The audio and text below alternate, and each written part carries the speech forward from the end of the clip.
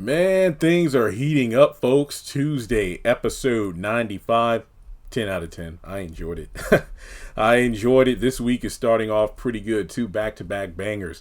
And as always, if you have not done so, if this is your first time on the channel saying, hey, I like Beyond the Gates, I never heard this guy talk about it before, well, make sure you hit subscribe. Hit that thumbs up button to show you like this video. Hit the notification bell to make sure you don't miss out whenever I post content. And follow me on social media.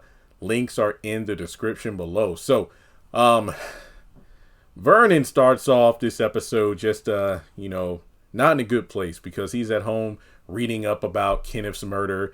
And out of nowhere, because I honestly did not expect these two to show up, Sharon and Tracy are at the door and they accused Anita of ghosting them.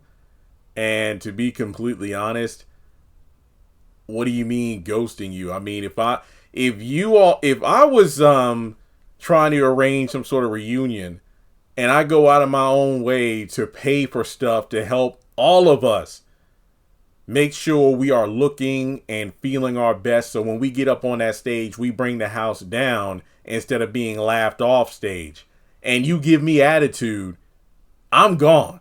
You don't have to worry about me messaging you, calling you, emailing you, DMing you, sending you a letter, smoke signals, we're done.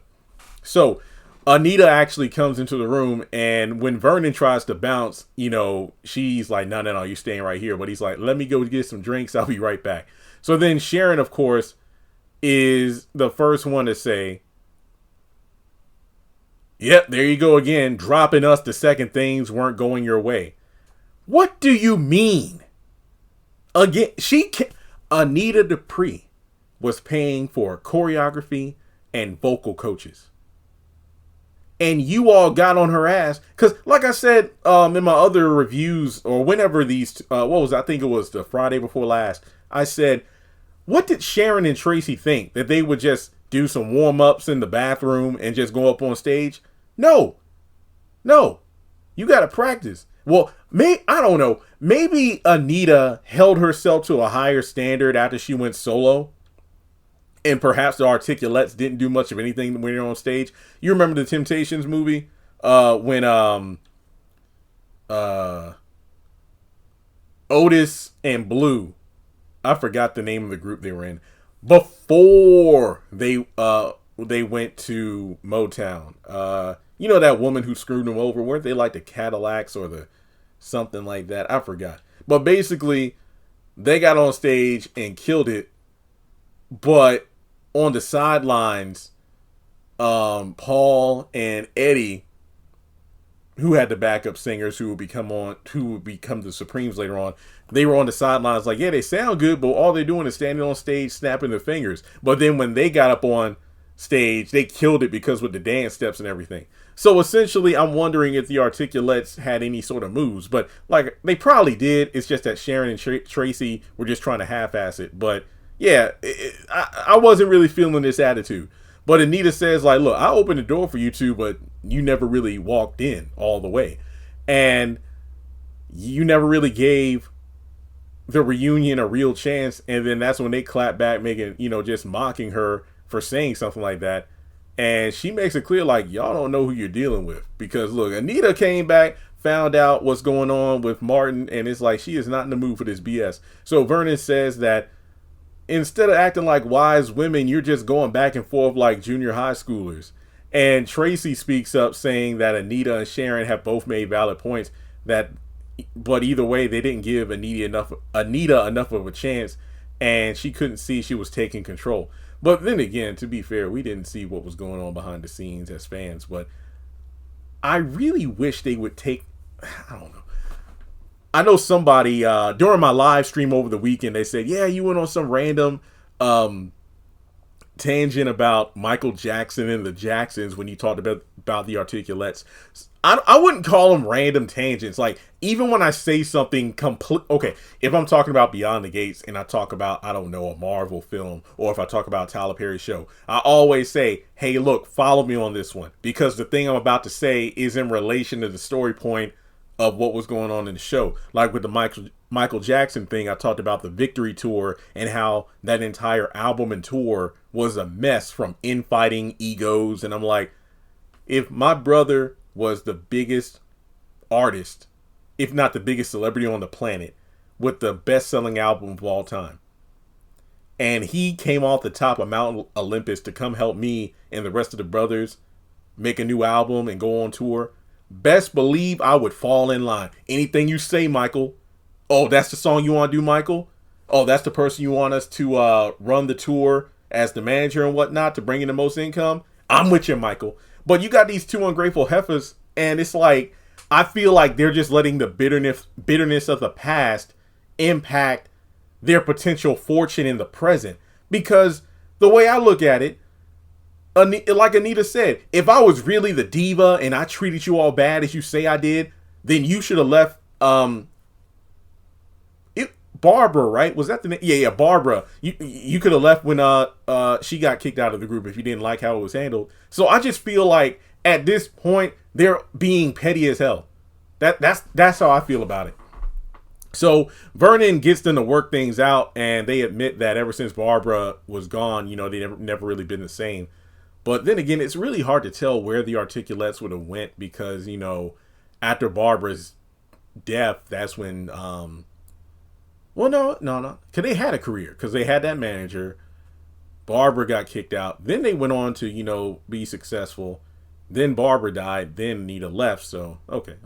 So it's hard to tell how the group dynamic would have gone post Barbara's death had they stayed together. So yet again, Vernon has to remind them for like the 50th time they can't go back in time and figure out, how to relive the glory days. All they can do is try to make the best days of what they have left.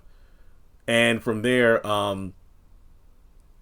Tracy and Sharon finally admit they need to own up to their own mistakes, and Vernon is sure that there's some magic left. They just got to figure out how to work it out. So he mentions how, as someone off stage or in the front row looking on, they were all, inspirational. And with everything going on in the world right now, they can use some of that magic. So when it boils down to it, get to the root of the music and what's possible with you three together, and sisters forever, articulate, strong. And Anita promises that they'll make plans together, and then, they leave for now. And after that, Anita tells Vernon that, you're still not in the dark about keeping me. Well, I mean, you're still not, off the hook for not telling me about the Martin thing. So they hug, and I guess this means that at some point she'll be off again to, fix things with the girls for the reunion tour. But I ain't gonna hold you. I wouldn't go back. Like, F them. Like, nah. So we go over to the diner, and Chelsea and Kat are talking. And Chelsea brings up that her ex, which again, just Allison was not your ex, seems to be stalking her. And Kat asked if they still have any heat, which I think is hilarious. But that's when she gets a message from Ted, and she leaves. And out of nowhere, Allison runs over to Chelsea with her head in her hand, saying that she's bleeding and claims that she tripped. And Allison asks her to, help her out. But Chelsea thinks that instead you need to go to the doctor. And it just makes me wonder, like, Allison, you just magically pop up at the diner of all places. Yeah, you're probably stalking her. So by the time Kat gets over to Ted's hotel, he's like, hey, she's like, so why'd you text me? But it turns out he didn't. Eva was actually the one who did. And she comes into the room. Kat is just like, ugh. And it turns out that she's apologizing for the error she made. And Kat's like, why? Why am I there? Why am I here? But then Eva pulls out a new accreditation and explains she talked to officials who expedited the request, so the accreditation is done and everything is back on track. And also, from there, they waived the fee. So no money is coming out of Ted's pocket to get his office back on track. And from there, she throws shade by blaming Kat on letting the accreditation lapse. So Ted is impressed and hopes that, this erases any doubt about her, being in the position she's in. So they hug, and Kat's off in the sidelines pouting about it. So then Ted says, well, hey, Eva, you deserve a break. And Kat thanks for taking the hit, and then he leaves. So of course, from there, Kat asks Ted to lower the proud daddy vibes because it's just like making me sick. She says that and then Ted's like, well, hey, what are you doing? Your sister's working really hard, and I hope one day you two can have a real relationship. So from there, Kat says, well, hey, you know what? I already have a sister who's my ride or die. I think she's obviously implying Chelsea, but still. So they go on about how Eva helped Leslie with her schemes, and Kat just feels like Eva and Leslie should both go. But the thing is, Ted is just blind.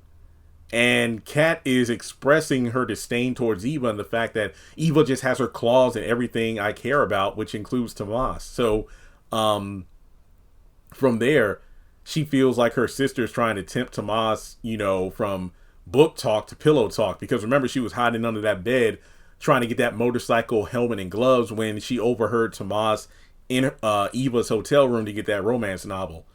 But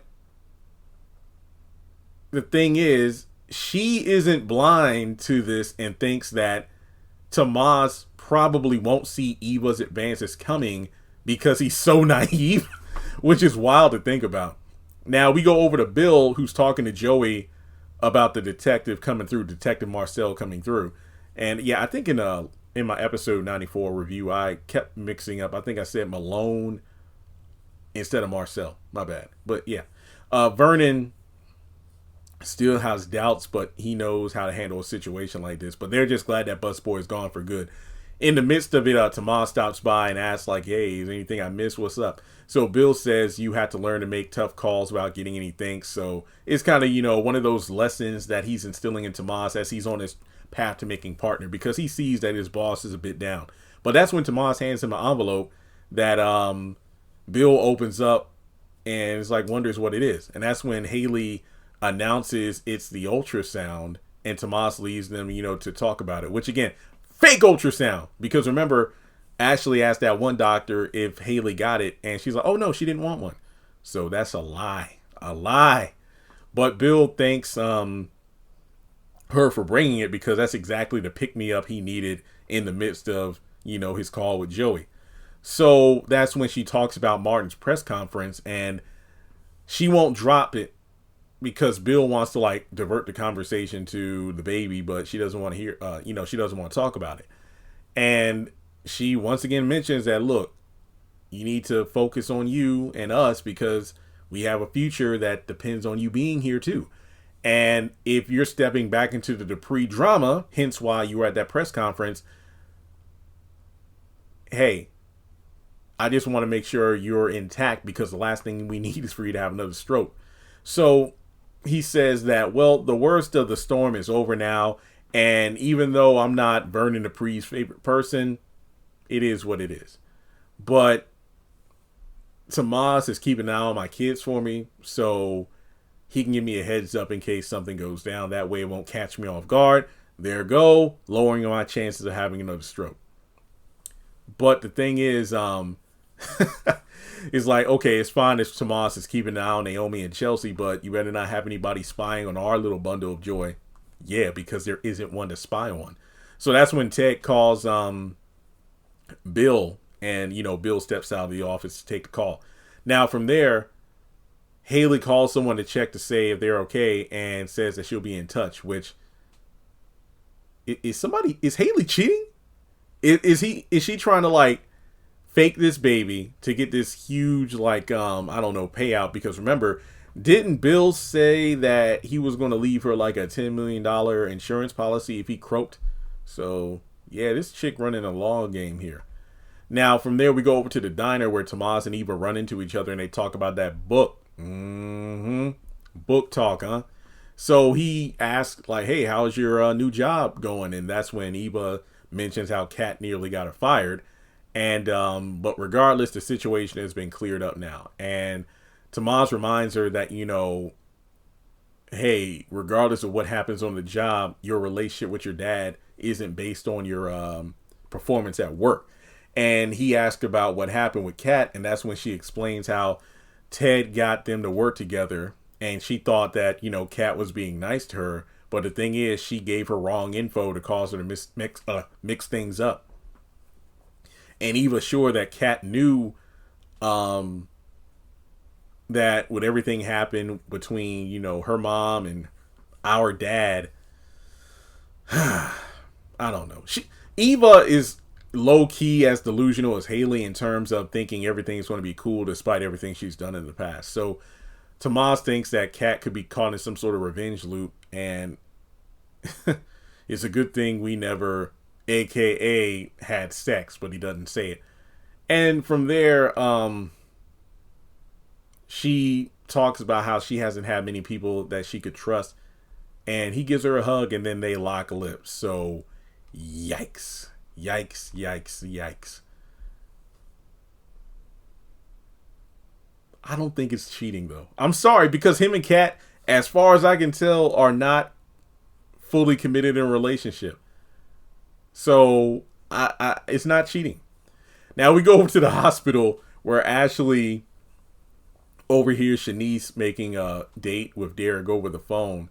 And, of course, she hating. But then in the midst of this, that's when Madison comes in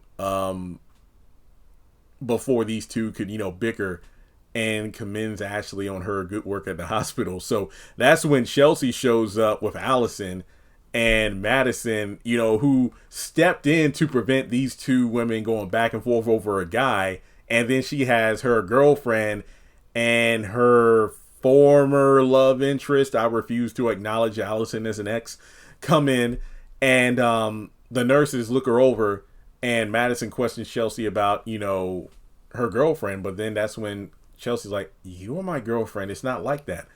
And Allison is like, bleeding from the head, but Madison thinks that this is all just fake.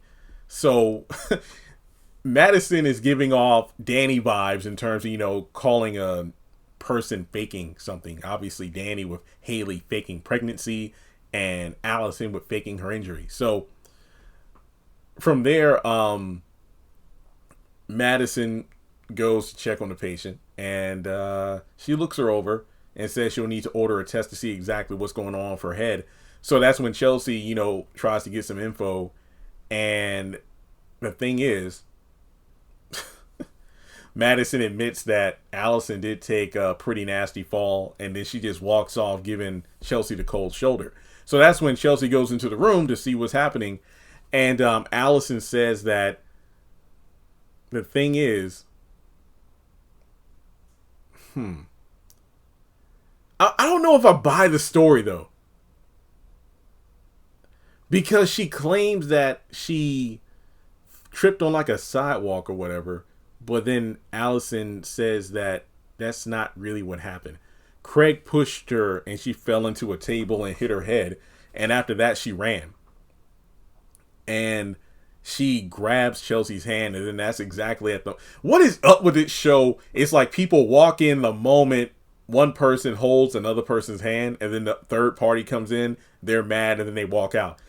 And I'm just thinking to myself, okay, your husband hurt you, but how did you know where to find Chelsea?